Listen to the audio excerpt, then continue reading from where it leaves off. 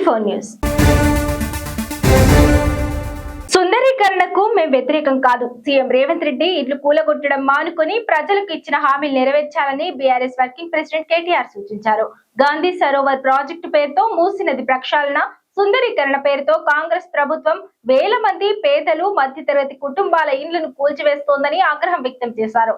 మూసీ బాధితులు హైదరాబాద్ షాక్ కోర్టులో మూసీ దండి మార్చుగా పాదయాత్ర చేపట్టారు. కేటీఆర్ ఈ పాదయాత్రలో పాల్గొని బాధితులతో కలిసి నడిచారు. ఈ సందర్భంగా కేటీఆర్ మాట్లాడారు. హైదరాబాద్ ఓఆర్ఆర్ లోపల కాంగ్రెస్ పార్టీకి ఒక్క సీటు కూడా ప్రజలు ఇవ్వలేదు. గ్రామీణ ప్రజలను మోసం చేసి కాంగ్రెస్ అధికారంలోకి వచ్చిందంటూ కేటీఆర్ ఎద్దేవా చేశారు. సీఎం రేవంత్ రెడ్డి ఇండ్లు కూలగొట్టడం కాదు, ప్రజలకు ఇచ్చిన హామీలను నెరవేర్చాలి. హైడ్రా పేరుతో కూడా ఇండ్లు కూల్చారు. చిన్నపిల్లలు గల్ల బుడ్డి ఇచ్చి రేవంత్ రెడ్డికి ఇవ్వమని చెబుతున్నారు. రేవంత్ రెడ్డిలా అక్రమ సంపాదనతో కట్టుకున్న ప్యాలెస్లు ఇక్కడి ప్రజలకు లేవని కేటీఆర్ అన్నారు. హైదరాబాద్ ను అభివృద్ధి చేసి ఆయన చేతిలో పెట్టి వెళ్ళాం, కానీ రేవంత్ రెడ్డి హైదరాబాద్ అభివృద్ధిని పాతాళానికి తీసుకెళ్లాడంటూ కేటీఆర్ విమర్శించారు. ముఖ్యమంత్రి విలాసవంతమైన ఇల్లు కట్టుకున్నాడు. ఆయన కోట కంచెకు 9 కోట్లు, ఉప ముఖ్యమంత్రికి 3 ఇండ్లు, ముఖ్యమంత్రి 2 ఇండ్లు ఉండాలి, పేదవారికి మాత్రం ఇండ్లు ఉండకూడదు. ఇదేనా కాంగ్రెస్ ప్రభుత్వం తీరు అంటూ కేటీఆర్ తీవ్ర స్థాయిలో ధ్వజమెత్తారు. హైదరాబాద్ లో ఒక్క ఇందిరమ్మ ఇల్లు కట్టినట్లు చూపిస్తే నేను రాజకీయ సన్యాసం తీసుకుంటానని కేటీఆర్ సవాల్ చేశారు.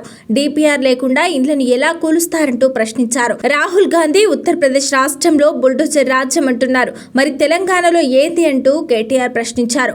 రేవంత్ రెడ్డి సొంత ఇల్లు కొడంగల్ కుంటలో ఉంది. పొంగులేటి శ్రీనివాస్ రెడ్డి, పట్నం మహేందర్ రెడ్డి ముఖ్యమంత్రి అన్న రేవంత్ రెడ్డి ఇల్లు బఫర్ జోన్ లో ఉంది. ఇక్కడ మాత్రం వేల కుటుంబాలను రోడ్డున పడేయాలని చూస్తున్నారు. 2 ఏళ్లు మీరు మీ భూములను, ఇండ్లను కాపాడుకోండి. 2 ఏళ్లలో మేము అధికారంలోకి వస్తాం. మీ ఇంటికి సున్నం కూడా పోకుండా మేము చూసుకుంటామని కేటీఆర్ అన్నారు. ఈ దుర్మార్గుడి నుంచి తెలంగాణను కాపాడుకోవాలి. ఏసీలో కూర్చోవద్దు. అవసరమైతే ప్రతి ఒక్కరూ ప్రజల కోసం బయటకు రండి అంటూ కేటీఆర్ పిలుపునిచ్చారు. వాస్తవానికి ఇవాళ మీ అందరికి ఒకటి తెలవాల, మూసీ సుందరీకరణ పేరిట ఇవాళ రేవంత్ రెడ్డి గారి ఆలోచన ఒకటి. ఆనాడు కేసీఆర్ గారి ప్రభుత్వం ఉన్నప్పుడు నిజానికి మేము అన్ని పనులు మొత్తం తయారు చేసి ఈయన చేతిలో వడ్డిచ్చిన విస్తర్ లాంటి రాష్ట్రాన్ని ఈయన చేతిలో పెట్టిపోయాం. అదంతా చూడండి, కట్టిన ఇల్లు పెట్టిన పొయ్యి అన్నట్టు, కట్టిన ఇల్లు పెట్టిన పొయ్యి మంచిగా ఈయన చేతికి అప్పచెప్పినాం. 3,866 కోట్ల రూపాయలతో 32 సివరేజ్ ట్రీట్మెంట్ ప్లాంట్స్ ని ఏర్పాటు చేసింది టీఆర్ఎస్ ప్రభుత్వం. మూసీలోకి శుద్ధమైన నీరు రావాలని జిహెచ్ఎంసీ పరిధిలో 100% సివరేజ్ ట్రీట్మెంట్ కోసం 2021 లోనే 4,000 crores ఆల్మోస్ట్ మంజూరు చేసి మేము దిగిపోయే నాటికే 80% పూర్తి చేసిపోయాం. వాళ్ళ రేవంత్ రెడ్డి గారు చేయాల్సింది ఆ 20% మిగతా పని పూర్తి చేసి రిబ్బన్లు కట్ చేయాలా. మిగతా వాటికి ఎట్లాగో కట్ చేస్తున్నారు కదా రిబ్బన్లు, అట్లాగే వీటికి కూడా కట్ చేయాలి. అట్లాగే ఇంకొకటే ఒక పని ఆయన చేయాల్సింది, మేము నాగోల్ ప్రాంతంలో ఎల్బీ నగర్, ఉప్పల్ నియోజకవర్గాల మధ్యలో ఇదే మూసీ మీద ఒక 5 కిలోమీటర్లు సుందరీకరించాం. ఒక్క ఇల్లు కూలగొట్టలేదు. వాకింగ్ ట్రాక్ నిర్మాణం చేశాం, ఓపెన్ జిమ్లు కట్టినాం, చక్కగా ల్యాండ్స్కేపింగ్ చేశాం, నీళ్లను కూడా పైప్ లైన్ లేసి కిందికి తీసుకొని పోయినాం. ఇవాళ ఏం జరుగుతుంది? దయచేసి ఇక్కడికి వచ్చిన మా ఆడబిడ్డలందరూ నేను కొడతా ఉన్నా. నిన్న కొంతమంది పోయి చూసి వచ్చారు, కొంతమంది పోయారు. ఇవాళ రాహుల్ గాంధీ గారు మాట్లాడతాడు ఉత్తరప్రదేశ్ లో యోగి ఆదిత్యనాథ్ బుల్డోజర్ రాజు నడిపిస్తున్నారు అంటాడు. నీ గవర్నమెంట్ ఏం దిక్తుంది ఇక్కడ? నీ గవర్నమెంట్ కూడా ఇల్లు ఒక్కొక్క ఇల్లు కూలగొడతలేదా? మహబూబ్ నగర్ పట్టణంలో 150 మంది దివ్యాంగులు, కాళ్ళు చక్కగా లేనోళ్ళు, చెయ్యి చక్కగా లేనోళ్ళు, కళ్ళు కనబడనోళ్ళు, చెవులు వినబడనోళ్ళు 150 ఇల్లు కట్టుకుంటే వీళ్ళు పోయి మొత్తం కూలగొట్టినారు. నిన్న వెలుగుమట్లలో, ఖమ్మంలో అక్కడ ఒక 1000 ఇల్లు కూలగొట్టారు. రామగుండంలో మొన్న కూలగొట్టారు. మళ్ళీ హైదరాబాద్ లో అయితే ఇంకా లెక్కలేదు. అందుకే ఒక్క మాట ఆలోచన చేయండి. నిజానికి ముఖ్యమంత్రి గారికి, ప్రభుత్వానికి చిత్తశుద్ధి ఉంటే బఫర్ జోన్లు, ఎఫ్టీఎల్ నిజమే అయితే ఎక్కడ మొదలు పెట్టాలి మీరు? Charity begins at home. మీ ఇంటి నుంచి మొదలు పెట్టు. రేవంత్ రెడ్డి సొంత ఇల్లు, ఈ మాట జాగ్రత్తగా వినండి, రేవంత్ రెడ్డి సొంత ఇల్లు కొడంగల్లో రెడ్డి కుంటలో ఉన్నది, ఎఫ్టీఎల్ లో ఉన్నది. ఫుల్ ట్యాంక్ లెవెల్లో చెరువు లోపల రేవంత్ రెడ్డి ఇల్లు ఉంటుంది. దాన్ని కూలగొడతారు ఎవడన్నా? అధికారికి దమ్ముందా? ఎవరికన్నా ఉండదు. ముఖ్యమంత్రికి సిగ్గుందా? నీవు ఇల్లు ఎఫ్టీఎల్ లో కట్టుకోవచ్చు. మీ అన్న దుర్గం చెరువులో తిరుపతి రెడ్డి ఎఫ్టీఎల్ లో ఇల్లు ఉంటుంది, దాన్ని కూలగొట్టవు. పక్కన హిమాయత్ సాగర్ లో నీ మంత్రి పొంగులేటి శ్రీనివాస్ రెడ్డి ఇల్లు బఫర్ లో ఉంటది, దాన్ని కూలగొట్టవు. నీ చీఫ్ విప్ నీ చీఫ్ విప్ పట్నం మహేందర్ రెడ్డి ఇల్లు చెరువు మధ్యలో ఉంటది, అది ముట్టవు. కానీ పేదవాడి కాడికి వచ్చేసరికి తేరగా దొరికిండ్రు. వీళ్ళకి ఎవడు మాట్లాడతాడులే, వీళ్ళ కోసం ఏం చేస్తారులే, వీళ్ళతో ఏమైతుందిలే అనుకొని నీ ఇష్టం వచ్చినట్టు నీ అబ్బా జాగీర్ అన్నట్టు 50 మీటర్ల బఫర్ జోను. ఎవరు చెప్పమన్నాడు నేను 50 మీటర్లు? ఏ శాస్త్రీయత ఆధారంగా నిర్ధారించినావు? 50 మీటర్లు ఎక్కడి నుంచి వచ్చింది? గతంలో 7 మీటర్లు ఉన్నది, వాళ్ళ 50 మీటర్లు. తెలంగాణ ప్రభుత్వం ప్రభుత్వ పాఠశాలలను బలోపేతం చేసే దిశగా అన్ని చర్యలు తీసుకుంటుంది. పాఠశాలల్లో మెరుగైన సౌకర్యాలు కల్పించడంతో పాటు నాణ్యమైన విద్యను అందించడం ద్వారా విద్యార్థుల సంఖ్యను పెంచేందుకు అధికారులు దృష్టి సారించారు. అంతేకాదు ప్రభుత్వ పాఠశాలల్లో విద్యను అభ్యసిస్తున్న విద్యార్థులకు పౌష్టికాహారం అందించేలా ప్రభుత్వం కీలక నిర్ణయాలు తీసుకుంటుంది. రాష్ట్రంలో వచ్చే విద్యా సంవత్సరం నుంచి 1 నుంచి 12 తరగతుల విద్యార్థులకు అల్పాహారంతో పాటు పాలు అందజేయాలని ప్రభుత్వం నిర్ణయించింది. ఈ మేరకు విజయ డైరీ నుంచి పాలు సేకరించేందుకు ఏర్పాట్లు చేయాలని సీఎం రేవంత్ రెడ్డి అధికారులను ఆదేశించిన విషయం తెలిసిందే. అందుకు అనుగుణంగా అధికారులు చర్యలు చేపట్టారు. తెలంగాణ రాష్ట్రంలో ప్రస్తుతం 29 లక్షల మంది విద్యార్థులు ఉన్నారు. జాతీయ పోషకాహార సంస్థ నిబంధనల మేరకు 1 నుంచి 12 క్లాసుల వరకు చదివే విద్యార్థులకు అల్పాహార సమయంలో గ్లాస్ పాలు ఇస్తారు. ఈ లెక్కన రోజుకు సుమారు 3 నుంచి 4 లక్షల లీటర్ల పాలు అవసరమవుతాయి. ముఖ్యమంత్రి రేవంత్ రెడ్డి నిర్ణయం మేరకు పాఠశాలల విద్యార్థులకు పాలు సరఫరా చేసేందుకు సిద్ధంగా ఉన్నామని డైరీ అధికారులు పేర్కొంటున్నారు. రైతుల నుంచి రోజువారీగా సేకరించే 4 లక్షల లీటర్ల పాలు పాఠశాలలు, అంగన్వాడీ విద్యార్థుల అవసరాలు తీర్చడంతో పాటు సంస్థ పరంగా పాడి ఆధారిత ఉత్పత్తులకు సరిపోతాయని పేర్కొంటున్నారు. సర్కార్ నిర్ణయం వచ్చే ఏడాది ప్రారంభం నుంచి అమలైతే పాడి పరిశ్రమ అభివృద్ధికి రైతులకు లబ్ధి చేకూరే అవకాశాలు ఉన్నాయి. హైదరాబాద్ లోని తెలంగాణ భవన్ లో ఏర్పాటు చేసిన మీడియా సమావేశంలో హుజూరాబాద్ ఎమ్మెల్యే పాడి కౌశిక్ రెడ్డి కరీంనగర్ పోలీస్ కమిషనర్ గౌస్ ఆలంపై విరుచుకుపడ్డారు. సిపి తన అధికార పరిధిని దాటి వ్యవహరిస్తున్నారని, ప్రభుత్వ ఆస్తులను వ్యక్తిగత ప్రయోజనాల కోసం వాడుకుంటున్నారని ఆరోపించారు. సిపి చేస్తున్న అక్రమాలకు సంబంధించిన వీడియోలు తన వద్ద ఉన్నాయని, త్వరలోనే వాటిని అసెంబ్లీ వేదికగా బహిర్గతం చేస్తానని సంచలన వ్యాఖ్యలు చేశారు. ప్రభుత్వ వాహనాల దుర్వినియోగంపై కౌశిక్ రెడ్డి నెంబర్లతో సహా వివరాలను బయటపెట్టారు. కరీంనగర్ సిపికి కేటాయించిన ఇన్నోవా వాహనం హైదరాబాద్ ప్రాంతంలో తిరుగుతోందని, దీనిని ఐఆర్ఎస్ అధికారి వికాస్ అగర్వాల్ తండ్రి కోసం ఉపయోగిస్తున్నారని దుయ్యబట్టారు. అలాగే మరో ప్రభుత్వ వాహనాన్ని గౌస్ ఆలం తన సోదరుడి వ్యక్తిగత పనుల కోసం వాడుతున్నారని విమర్శించారు. ఒక బాధ్యతాయుతమైన పదవిలో ఉండి ప్రభుత్వ పనులను, వనరులను ఇష్టారాజ్యంగా ఖర్చు చేయడం అధికార దుర్వినియోగమేనని ఆయన మండిపడ్డారు. పోలీస్ కమిషనర్ తన కుటుంబ సభ్యుల కోసం నిబంధనలకు విరుద్ధంగా వ్యవహరిస్తున్నారని కౌశిక్ రెడ్డి ఆరోపించారు. తన సతీమణికి కరీంనగర్లో అవుట్సోర్సింగ్ ఉద్యోగం ఇప్పించడమే కాకుండా ఆమె భద్రత కోసం 2 కానిస్టేబుళ్లను నియమించారని తెలిపారు.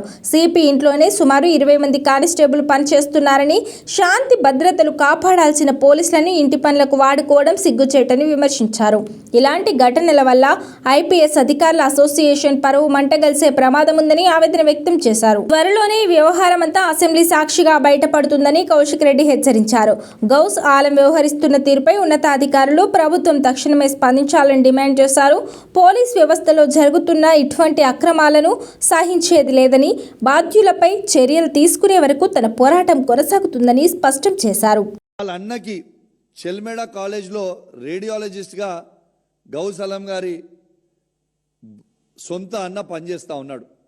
ఆయనను దింపడానికి పోతాడు రోజు సంతోష్ అనే డ్రైవర్, గవర్నమెంట్ డ్రైవర్. ఆయన వాడేది, వాళ్ళ అన్న కూడా వాడేది గవర్నమెంట్ కార్. ఆ గవర్నమెంట్ కార్ కరీంనగర్లో వాడే నంబర్ కూడా మీకు చెప్తున్నా, TS09PA 5601 కార్, ఇన్నోవా కార్ని ఇలా వాళ్ళ అన్నని దింపడానికి చెల్మేడ కాలేజ్లో రోజు దింపడానికి, వాళ్ళ అన్నని దింపడానికి తీసుకుపోయి పెట్టే కారు. వారి సతీమణికి, సిపి గారి సతీమణికి 2 కానిస్టేబుల్ని ఇచ్చి ఆమెకి అవుట్సోర్సింగ్ ఎంప్లాయ్మెంట్లో మొన్న కరీంనగర్లో జాబ్ పెట్టించి, ఆ జాబ్కి కరీంనగర్ సిపి గారి భార్యతోని 2 లేడీ కానిస్టేబుల్లు పోతా ఉన్నారు. హైదరాబాద్కి వచ్చిన 2 లేడీ కానిస్టేబుల్లు పోతా ఉన్నారు. ఇది ఎవరి సొమ్ము, ఎవరికి దానం చేస్తూ ఉన్నారు? ఇలా కరీంనగర్ సిపి గారికి ఏ రైట్ ఉన్నది? ఈ విధంగా ప్రైవేట్ వ్యక్తులకి వాడడానికి కోసం కరీంనగర్ సిపి గారు మొన్న 337 మంది హోంగార్డులని ట్రాన్స్ఫర్ చేస్తాడు. ఈ 337 హోంగార్డులు ఎవరు? దాంట్లో 150 మంది కరీంనగర్కి సంబంధించిన, కొత్త జిల్లాకి సంబంధించిన హోంగార్డులు, 186 మంది జగిత్యాల్ సిరిసిల్లాకి సంబంధించిన హోంగార్డులు. కరీంనగర్ జిల్లాలో ఉన్న హోంగార్డులను తీసుకుపోయి సిరిసిల్లాలో జగిత్యాల్లో వేసిండ్రు. అక్కడ ఉన్న 2 హోంగార్డులను తీసుకొచ్చి కరీంనగర్లో వేసిండ్రు. ఈ జగిత్యాల ఇంకా సిరిసిల్లాలో ఉన్న హోంగార్డుల దగ్గర ఆ 186 మంది దగ్గర ఒక్కొక్కరి దగ్గర ₹1,00,000 వసూలు చేసి ₹1,86,00,000 ఇలా హోంగార్డుల దగ్గర వసూలు చేసి ఇలా హోంగార్డులను తీసుకొచ్చి కరీంనగర్లో వేసిండు. కరీంనగర్ సంబంధించిన హోంగార్డులను తీసుకుపోయి సిరిసిల్లాల జగిత్యాల్లో వేసిండు. అసలు పెద్దపల్లి కూడా చేయాలి, కానీ పెద్దపల్లిలో శ్రీధర్ బాబు గారు ఫోన్ చేసి నువ్వు ఎట్లా చేస్తావు హోంగార్డ్ ట్రాన్స్ఫర్ నా జిల్లా నుంచి, ఇది తప్పు కదా నువ్వు చేసే సిపి గారు అంటే పెద్దపల్లి ఒక్కటి ఆపినరు. ఇలా ఇవన్నీ కూడా చేసిండ్రు. దీనికి హోంగార్డులు ఇవన్నీ చేసిన తర్వాత వాళ్ళు హైదరాబాద్ నగరంలో కాంగ్రెస్ ప్రభుత్వం అధికారంలోకి వచ్చిన తర్వాత పేదలకు ఒక్కటంటే ఒక కొత్తిల్లు కట్టినట్టు నిరూపించినా తాను రాజకీయ సన్యాసం తీసుకుంటానని బీఆర్ఎస్ కార్యనిర్వాహక అధ్యక్షుడు కేటీఆర్ ధ్వజమెత్తారు. మూసీ ప్రాజెక్టు బాధితులకు అండగా నిలిచేందుకు మాజీ మంత్రులు వేముల ప్రశాంత్ రెడ్డి, సవితా ఇంద్రారెడ్డి ఇతర నేతలతో కలిసి ఆయన మూసీ దండయాత్ర నిర్వహించారు. రాష్ట్రంలో ప్రస్తుతం నడుస్తోంది ప్రజాపాలన కాదని ఇది పక్కగా బుల్డోజర్ పాలన అని ఆయన ఎద్దేవా చేశారు. మూసీ ప్రక్షాళన పేరుతో వేల కుటుంబాలను రోడ్డున పడేస్తున్న తీరుపై కేటీఆర్ మండిపడ్డారు. అభివృద్ధికి మేము వ్యతిరేకం కాదు, కానీ రేవంత్ రెడ్డి గారు చేయాల్సింది పేదల ఇల్లు కూల్చడం కాదు, ఇందిరమ్మ ఇల్లు కట్టివ్వడమని ఆయన హితవు పలికారు. అనుమతులు ఉన్న ఇళ్లను కనీసం డిపిఆర్ కూడా చూపించకుండా ఏ ప్రాతిపదికన కూలగొడతారని అధికారులను నిలదీశారు. ఒక్క పేదవాడి ఇల్లును ముట్టుకున్నా తాము స్వయంగా వచ్చి బుల్డోజర్లకు అడ్డుపడతామని హెచ్చరించారు. ముఖ్యమంత్రికి 2-3 ఇళ్లు ఉండొచ్చు, కానీ నిరుపేదలకు ఉన్న ఒక్క గూడును పడగొట్టడం దారుణమని ఆవేదన వ్యక్తం చేశారు. తమ ప్రభుత్వ హయాంలో జరిగిన అభివృద్ధిని కేటీఆర్ ఈ సందర్భంగా గుర్తు చేశారు. గత బీఆర్ఎస్ ప్రభుత్వం 3,866 కోట్లతో ఎస్టీపీలు నిర్మించడమే కాకుండా ఒక్క ఇల్లు కూడా పడగొట్టకుండా ఉప్పల్ ప్రాంతంలో 5 కిలోమీటర్ల మేర మూసి సుందరీకరణ చేసినట్లు వివరించారు. కేవలం 16,000 కోట్లతో పూర్తయ్యే పనికి 1,00,000 కోట్లు ఎందుకు కేటాయిస్తున్నారని, ఈ నిధులు కమిషన్ల కోసమేనని ఆరోపించారు. కమిషన్లకు ఎగబడి ప్రభుత్వం తన విలువను పోగొట్టుకుంటోందని విమర్శించారు. కాంగ్రెస్ పార్టీ అంటేనే మోసమని ప్రజలకు అర్థమైంది కాబట్టే అసెంబ్లీ ఎన్నికల్లో హైదరాబాద్ ప్రజలు ఆ పార్టీకి ఒక్క సీటు కూడా ఇవ్వలేదని ఆయన గుర్తు చేశారు. ముఖ్యమంత్రి రేవంత్ రెడ్డి తన నిర్ణయాల వల్ల పైశాచిక ఆనందం పొందుతున్నారని కేటీఆర్ ఘాటుగా విమర్శించారు. మూసీ పొడవునా ఉన్న 55 కిలోమీటర్ల మేర 1,50,000 కుటుంబాలకు అన్యాయం జరుగుతోందని, బాధితుల పక్షాన బీఆర్ఎస్ ఎంతవరకైనా కొట్లాడుతుందని భరోసా ఇచ్చారు. నగరంలో కొత్తగా ఒక్క రోడ్డు కూడా వేయలేదని, ఒక్క ఫ్లైఓవర్ కట్టలేదని, కేవలం ఉన్న వాటిని కూల్చడమే ధ్యేయంగా ఈ ప్రభుత్వం పనిచేస్తోందని దుయ్యబట్టారు. వాస్తవానికి ఇవాళ మీ అందరికి ఒకటి తెలవాల, మూసీ సుందరీకరణ పేరిట ఇవాళ రేవంత్ రెడ్డి గారి ఆలోచన ఒకటి. ఆనాడు కేసీఆర్ గారి ప్రభుత్వం ఉన్నప్పుడు నిజానికి మేము అన్ని పనులు మొత్తం తయారు చేసి ఈయన చేతిలో వడ్డిచ్చిన విస్తర్ లాంటి రాష్ట్రాన్ని ఈయన చేతిలో పెట్టిపోయాం. అదంతా చూడండి, కట్టిన ఇల్లు పెట్టిన పొయ్యి అన్నట్టు, కట్టిన ఇల్లు పెట్టిన పొయ్యి మంచిగా ఈయన చేతికి అప్పచెప్పినాం. 3,866 కోట్ల రూపాయలతో 32 సివరేజ్ ట్రీట్మెంట్ ప్లాంట్స్ ఏర్పాటు చేసింది టీఆర్ఎస్ ప్రభుత్వం.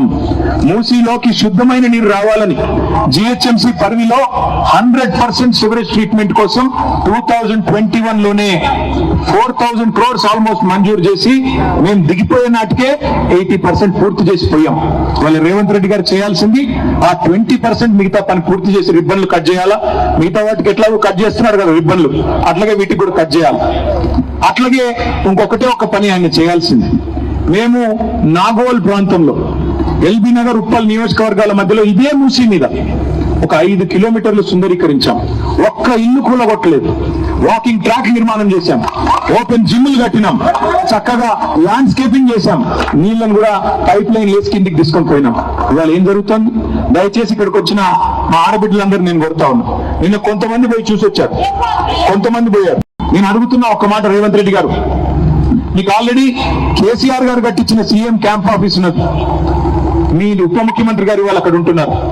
మీరేమో 2వ ఇల్లు కడుతున్నారు. ఇవాళ ముఖ్యమంత్రి క్యాంప్ ఆఫీస్ పేరిట 200 కోట్ల రూపాయలతో మర్రి చెన్నారెడ్డి ఇన్స్టిట్యూట్ లో జూబ్లీ హిల్స్ మధ్యలో ఇవాళ ముఖ్యమంత్రి గారు విలాసవంతమైన 2 ఎకరాలు ఇల్లు కడుతున్నాడు. ఆ ఇంటి కాంపౌండ్ వాల్ నిర్మాణానికి, ఆ ఇల్లు కాంపౌండ్ వాల్ నిర్మాణానికి మొన్ననే 9 కోట్ల రూపాయలతో టెండర్ పిలిచాడు. కాంపౌండ్ వాల్ కే 9 కోట్లు అంటే ఇంటికి 200 కోట్లు అవుతుందా కాదా? కాంపౌండ్ వాల్ కు 9 కోట్లు అంటే ఈయన కట్టుకునే కోటకి చుట్టూ కంచెలు కడుతున్నాడు. ఉప ముఖ్యమంత్రి భట్టి విక్రమార్క గారికి ఇదివరకు కేసీఆర్ గారు ఉన్న ఇల్లు ముఖ్యమంత్రిగా ఆ ఇంట్లో ఆయన ఉంటున్నాడు. ఆయనకు మధ్యలో ఇంకో ఇల్లు ఉంది, క్యాంప్ ఆఫీస్. 2 ఇండ్లు ఉన్నాయి, కానీ ఇవి 2 సరిపోవట్లేదంట. 3వ ఇల్లు ఇప్పుడు ఖమ్మంలో కడుతున్నారు ఉప ముఖ్యమంత్రి గారి కోసం. అంటే ముఖ్యమంత్రికి 2 ఇండ్లు ఉండాలా, ఉప ముఖ్యమంత్రికి 3 ఇండ్లు ఉండాలా, కానీ పేదవాడికి ఒక్కటి కూడా ఉండకూడదా? పేదవాడికి ఉండే 200 గజాల ఇల్లు కూడా నీకు కంటగింపుగా మారిందా? ఇదేనా నీతి? తెలంగాణ ప్రభుత్వం వ్యవసాయ రంగానికి అత్యంత ప్రాధాన్యం ఇస్తున్నదని, రాష్ట్రంలో పంట మార్పిడి ఆవశ్యకత, వంట నూనెలను డిమాండ్ ను దృష్టిలో ఉంచుకొని ఆయిల్ ఫామ్ సాగును రాష్ట్రంలో పెద్ద ఎత్తున చేపట్టడానికి ప్రభుత్వం నిర్ణయించిందని వ్యవసాయ శాఖ మంత్రి తుమ్మల నాగేశ్వరరావు తెలిపారు. ఈ ప్రజా ప్రభుత్వం ఏర్పడిన నాటికి టన్నుకి ఆయిల్ ఫామ్ గెలల ధర 12,534 ఉండగా ఈ నెల ఆయిల్ ఫామ్ గెలల ధర 21,546 పెరగడంతో రైతులు ఆనందం వ్యక్తం చేస్తున్నారన్నారు. మీడియా ప్రకటన విడుదల చేశారు. పెరుగుతున్న ధరలను దృష్టిలో ఉంచుకొని రైతులు ఆయిల్ ఫామ్ సాగుకు ముందుకు రావాలని మంత్రివర్యులు పేర్కొన్నారు. ఆయిల్ ఫామ్ రైతులకు అధిక ధరలను అందించి ఆయిల్ ఫామ్ సాగును లాభసాటిగా చేయడమే ప్రభుత్వ లక్ష్యమని మంత్రి పేర్కొన్నారు. తెలంగాణ రాష్ట్రంలో నిర్ణయించబడిన ఆయిల్ ఫామ్ గెలల ధరను ఆంధ్రప్రదేశ్ లో కూడా ఇవ్వాల్సి రావడంతో అక్కడ ఫామ్ ఆయిల్ రైతులకు కూడా ప్రయోజనం చేకూరుతుందని మంత్రి తెలిపారు. రాష్ట్రంలో 1992-93 నుంచి ఇప్పటి వరకు 2.90 లక్షల ఎకరాలను ఆయిల్ ఫామ్ సాగులోకి తీసుకురావడం జరిగిందని, ఈ ప్రభుత్వం అధికారం చేపట్టినప్పటి నుంచి 1,07,400 ఎకరాలలో 33,500 మంది రైతులు ఆయిల్ ఫామ్ సాగు చేపట్టారని, 2025 నుంచి 26 ఆర్థిక సంవత్సరంలో ఆయిల్ ఫామ్ సాగు కోసం 456 కోట్లు కేటాయించినట్లు మంత్రి పేర్కొన్నారు. వచ్చే సంవత్సరంలో మరో 2 లక్షల ఎకరాల్లో ఆయిల్ ఫామ్ సాగు చేపట్టేందుకు చర్యలు తీసుకోవడం జరుగుతుందని మంత్రి పేర్కొన్నారు. ప్రస్తుతం 68,600 ఎకరాల నుండి ఆయిల్ ఫామ్ గెలల ఉత్పత్తి జరుగుతున్నదని అన్నారు.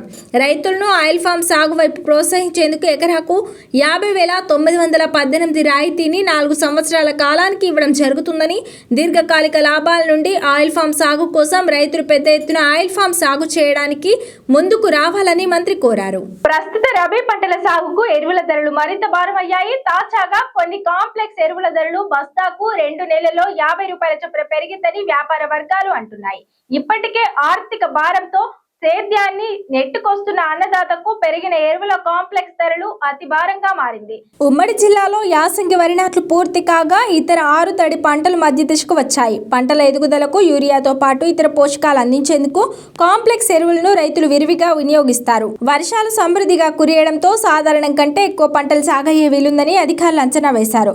ఉమ్మడి పాలమూరు జిల్లాలో 76,903 ఎకరాలు 6 తడి పంటలు సాగులో ఉండగా 25,018 ఎకరాలు వరి పంట సాగు చేస్తున్నారు. సాగుకు తగ్గట్లుగానే అవసరం మేరకు ఎరువులను అందుబాటులో ఉంచేందుకు ప్రతిపాదనను జిల్లా వ్యవసాయ అధికారులు పంపించారు. యూరియా ఎక్కువగా వినియోగిస్తుండటంతో నియంత్రించేందుకు ఫెర్టిలైజర్ బుకింగ్ యాప్ ను ప్రవేశపెట్టారు. ఎరువుల వినియోగం పంటల సాగుకు తప్పనిసరి అయింది. సేంద్రియ వ్యవసాయంపై మొగ్గు చూపాలని ప్రభుత్వాలు అధికారులు అవగాహన కార్యక్రమాలు నిర్వహిస్తూ సూచన చేస్తున్నా వాతావరణ పరిస్థితులు అందుకు అనుకూలించడం లేదు. దీంతో అన్నదాతలకు రసాయన ఎరువుల వినియోగం తప్పనిసరి అయిపోతుంది. అయితే రసాయన ఎరువులు ధరలు పెరగడంతో రైతులకు ఆర్థిక ఇబ్బందులు తప్పడం లేదు. యూరియా, DAP మినహా మిశ్రమ ఎరువుల తయారీకి ముడి సరుకు అవసరం కాగా ఆ ముడి సరుకు విదేశాల నుంచి దిగుమతి చేసుకోవాల్సి ఉంటుంది.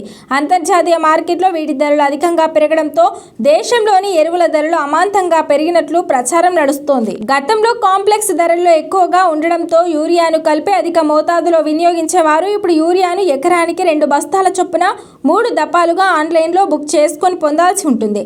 బహిరంగ మార్కెట్లో లభ్యతను నియంత్రించడంతో కాంప్లెక్స్ ఎరువులు అవసరం మేరకు వేయాల్సి ఉంటుంది. మరోవైపు వాటి ధరలు పెంచడంతో రైతులు ఆందోళన చెందుతున్నారు. యూరియా, DAPలను మినహాయించి కాంప్లెక్స్ ఎరువుల ధరలను మాత్రమే పెంచారు. ఎకరాలు సాగు చేసే రైతులపై అదనంగా 4,000 నుంచి 5,000 వరకు అదనపు భారం పడనుంది. కాంప్లెక్స్ ఎరువుల్లో 20:20:0 బస్తా తక్కువ ధరతో ఉండడంతో యాసంగిలో రైతులు ఎక్కువగా వినియోగిస్తారు. ఇప్పుడు దీని ధరను సైతం పెరిగింది. తెలంగాణలో ఇల్లు లేని పేదల సొంతింటి కలను నిజం చేసే దిశగా రాష్ట్ర ప్రభుత్వం మరో కీలక అడుగు వేసింది. గృహ నిర్మాణ శాఖ మంత్రి పొంగులేటి శ్రీనివాస్ రెడ్డి ఇందిరమ్మ ఇళ్ల పథకంపై సంచలన ప్రకటన చేశారు. ఖమ్మం కలెక్టరేట్ తో మీడియాతో మాట్లాడిన ఆయన భూదాన్ భూముల్లో ఇల్లు కోల్పోయిన పేదలకు ప్రభుత్వం అండగా ఉంటుందని భరోసా ఇచ్చారు. ముఖ్యంగా వెలుగుమట్ల ప్రాంతంలో ఇల్లు కోల్పోయిన అర్హులైన పేదలకు ఉచితంగా ఇంటి స్థలంతో పాటు ఇందిరమ్మ ఇళ్లను మంజూరు చేస్తామని స్పష్టం చేశారు. ఈ ప్రక్రియను వేగవంతం చేసి ఈ నెల 15వ తేదీలోపు అర్హులకు ఇళ్ల కేటాయింపు పూర్తి చేస్తామని మంత్రి హామీ ఇచ్చారు. భూదాన్ భూముల్లో ఇళ్ల కూల్చివేతలపై ప్రతిపక్షాలు చేస్తున్న విమర్శలను మంత్రి పొంగులేటి తీవ్రంగా ఖండించారు. ఇల్లు కోల్పోయిన వారిలో నిజమైన పేదలెవరో గుర్తించేందుకు సామాజిక ఆర్థిక సర్వే నిర్వహిస్తున్నట్లు ఆయన వెల్లడించారు. గత 8 ఏళ్లుగా అక్కడ ఉంటున్న 720 కుటుంబాల వివరాలను పరిశీలిస్తున్నామని, ఆ సర్వేలో కొందరు ప్రభుత్వ ఉద్యోగులు కూడా ఉన్నట్లు తేలిందని వివరించారు. అర్హులైన ప్రతి పేద కుటుంబానికి నివాసయోగ్యమైన స్థలం కేటాయించి అక్కడ అంగన్వాడీలు, ప్రభుత్వ పాఠశాలల వంటి అన్ని మౌలిక వసతులు కల్పిస్తామని ప్రకటించారు. ప్రతిపక్షాలు చిల్లర రాజకీయాలు మానుకోవాలని, నిజాలు తెలుసుకొని మాట్లాడాలని ఆయన హితవు పలికారు. ఇక హైదరాబాద్ నగరంలోని పేదల కోసం ప్రభుత్వం ఉగాది పండుగను ముహూర్తంగా ఫిక్స్ చేసింది. నగరంలో ఇందిరమ్మ ఇళ్ల కోసం దరఖాస్తు చేసుకున్న లబ్ధిదారుల గుర్తింపు ప్రక్రియ ఇప్పటికే పూర్తయిందని మంత్రి తెలిపారు. క్షేత్రస్థాయిలో విచారణ జరిపి నిజమైన నిరుపేదలను ఎంపిక చేశామన్నారు. సొంత స్థలం ఉన్న వారికి ఇల్లు నిర్మించుకోవడానికి ఆర్థిక సాయం అందించడంతో పాటు స్థలం లేని వారి కోసం ప్రత్యేక భవన సదుపాయాలను నిర్మించి ఇవ్వాలని ప్రభుత్వం నిర్ణయించింది. ఇందుకోసం ఇప్పటికే పలు ప్రాంతాల్లో స్థలాల సేకరణ కూడా పూర్తయిందని, త్వరలోనే నిర్మాణ పనులు ప్రారంభమవుతాయని వెల్లడించారు. రాష్ట్ర వ్యాప్తంగా ఇందిరమ్మ ఇళ్ల పథకం కింద ఇళ్లను నిర్మించి పేదల దీవెనలు పొందడమే తమ ప్రభుత్వ లక్ష్యమని పొంగులేటి పునరుద్ఘాటించారు. ప్రజాపాలనలో భాగంగా వచ్చిన ప్రతి దరఖాస్తును క్షుణ్ణంగా పరిశీలించి రాజకీయాలకు అతీతంగా అర్హులకు న్యాయం చేస్తామని చెప్పారు. ఈ ఉగాది నాటికి వేలాది మంది పేదలకు సొంతింటి పట్టాలు అందజేయడం ద్వారా ప్రభుత్వం ఒక చారిత్రాత్మక ఘట్టానికి శ్రీకారం చుట్టబోతోంది. కొన్ని పేపర్లు చూస్తున్నాను, ఇవాళ ఇప్పుడు మాట్లాడుతున్నాను, పూర్తి ఆధారాలతో మాట్లాడుతున్నాను. రండి. ఆ భూమిట ఈ ఉన్న మంత్రిలో ఒక మంత్రి ఎక్కడో దేశంలో జరిగే ఎన్నికల కోసం 100 కోట్ల కోసం ఆ భూమి కట్టుకుంటాడట. ఇంకో మంత్రి 35 కోట్ల కోసం ఆ భూమిని ఇంకోటికి ఇస్తాడట. సిగ్గుండాల మాట్లాడటానికి, సిగ్గుండాల. పేదవాడితోనా మీరు రాజకీయాలు ఆడేది? మీకు నిజంగా రాజకీయాలు ఆడాలంటే గీత గీస్తా రండి. ఒక్కొక్కడ పరువు ఏందో, మీ చరిత్ర ఏంటో తీస్తారండి. పేపర్ ఉంది కదా, ఆ పేపర్ శానిటీ కూడా ఏంటో మనకు తెలియదు కాదు. మీ యూట్యూబ్ లో ఆట్యూబ్ అని చెప్తే నేను మాట్లాడేది ఒకటి, మొన్న కూడా దాన్ని వక్రీకరించి చూపిస్తారా? బుద్ధుండాల. పేదవాడు అంటే డెఫినేషన్ తెలియని మీరు కూడా ఈనాడు ఆ పేదవాడి పట్ల మీరు కన్నీరు కారుస్తున్న డ్రామాలు చూస్తుంటే మీ డ్రామాతనం తెలంగాణ రాష్ట్ర ప్రజలందరూ గమనిస్తున్నారు. ఏ పేదవాడైతే అర్హుడైన వాడున్నాడో గౌరవ ముఖ్యమంత్రి గారి సూచనల మేరకు ఇవాళ 1వ తారీఖు 15వ తారీఖు లోపు ఏదైతే 747 మందిలో అర్హులైన పేదవాళ్ళు ఎవరైతే ఉన్నారో వాళ్ళందరికీ ఇళ్ల స్థలము 5 లక్షల రూపాయల ఇందిరమ్మ ఇళ్లు కూడా శాంక్షన్ చేసి ఆర్డర్లు ఇచ్చి నేనే దగ్గరుండి ముగ్గు పోపిస్తాను. ఏదో అట్లా కట్టి వదిలేయటం కాదు. అన్ని మౌలిక వసతులు, ఎలక్ట్రిసిటీ, తాగునీరు, అంగన్వాడీ, వాటితో పాటు ఎడ్యుకేషన్ కి స్కూల్ కూడా ఏర్పాటు చేపిస్తాను. తెలంగాణలోని దివ్యాంగ పురుషులకు సర్కార్ తీపి కబురు అందించింది. ఆర్టీసీ బస్సుల్లో ఉచిత బస్సు సౌకర్యం కల్పిస్తూ ఉత్తర్వులు జారీ చేశారు. ప్రస్తుతం మహిళలకు మహాలక్ష్మి పథకం కింద ఫ్రీ జర్నీ కల్పిస్తుండగా తాజాగా దివ్యాంగ పురుషులకు ఉచిత బస్సు సౌకర్యం కల్పిస్తూ సర్కార్ ఉత్తర్వులు విడుదలయ్యాయి. ఈ నిర్ణయంపై దివ్యాంగులు హర్షం వ్యక్తం చేస్తున్నారు. తెలంగాణ ప్రభుత్వం మహాలక్ష్మి పథకం కింద ఉచిత బస్సు ప్రయాణ సౌకర్యం కల్పిస్తున్న సంగతి తెలిసిందే. మహిళలు, బాలికలు, ట్రాన్స్జెండర్లకు 0 టికెట్ ద్వారా ఫ్రీ బస్ జర్నీ సౌకర్యం కల్పిస్తున్నారు. రాష్ట్రంలోని Palle Velugu, express, city, ordinary బస్సుల్లో తెలంగాణ సరిహద్దులలోపు ఎక్కడి నుంచి ఎక్కడికైనా ఉచితంగా ప్రయాణించవచ్చు.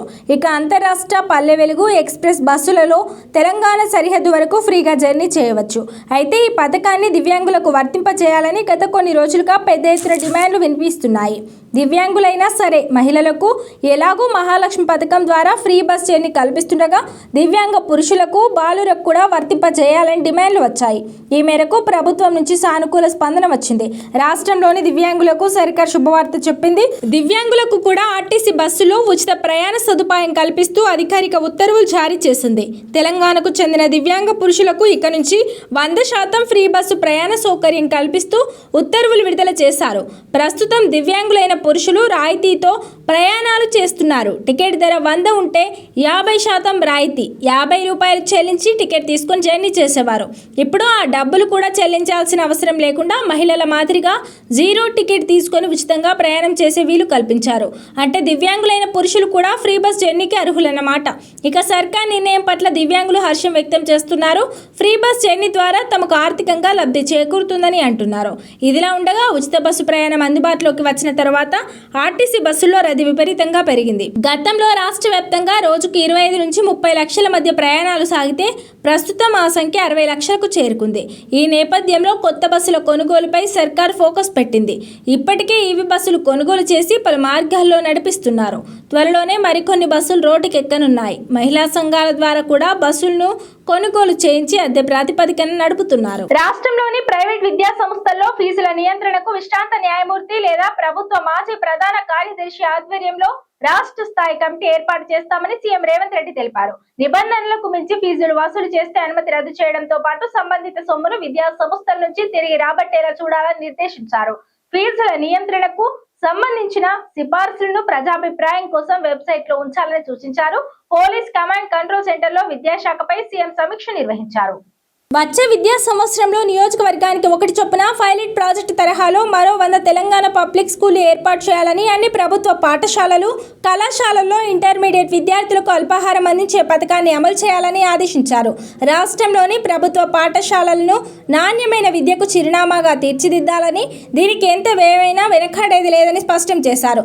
ప్రభుత్వ పాఠశాలల విద్యార్థుల రవాణా కోసం విద్యుత్ బస్సుల ఏర్పాటు అంశంపైన అధ్యయనం చేయాలని అధికారులకు సూచించారు.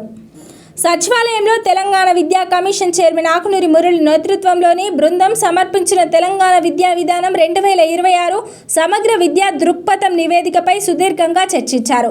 తెలంగాణ సర్కార్కు విద్యా కమిషనర్ కీలక సూచనలు చేసింది. ఉపాధ్యాయుల ఆటోమేటిక్ పదోన్నతులు రద్దుకు సూచనలు చేసింది. పనితీరు ఆధారంగానే ప్రమోషన్లు ఇవ్వాలని పేర్కొంది.